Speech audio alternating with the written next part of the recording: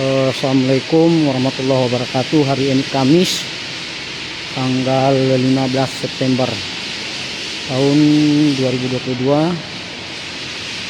Ini merupakan kondisi terakhir suasana Masjid Agung Baitul A'la Kabupaten Nagan Raya, atau yang lebih dikenal dengan Masjid Gio. Besok insya Allah Jumat tanggal 16 September tahun 2022 akan diresmikan dimulainya penggunaan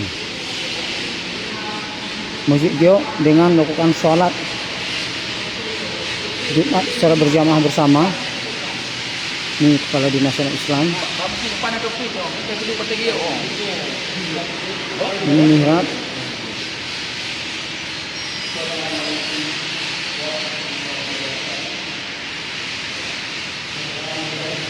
Inilah Masjid Agung Baitul A'la Kabupaten Nagan Raya, atau dikenal dengan Masjid Gio Kabupaten Nagan Raya.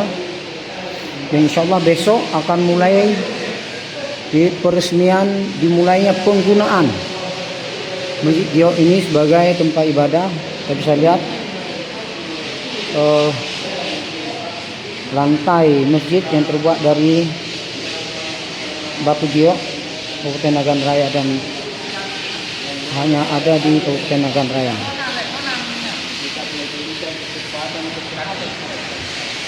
Ini Masjid Gio ini diperkirakan mampu menampung jamaah sebanyak 6.000 orang.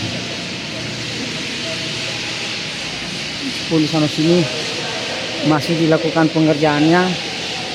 Ini adalah salah seorang warga Kabupaten Nagan Raya yang juga ikut. Boleh saya sedikit wawancara, Pak?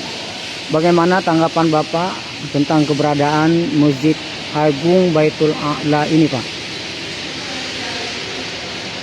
Sangat bagus, Pak. Bapak bisa melihat atau menilai bagus masjid ini dari apa? Dari konstruksinya atau bahan? Dari bahannya, Pak.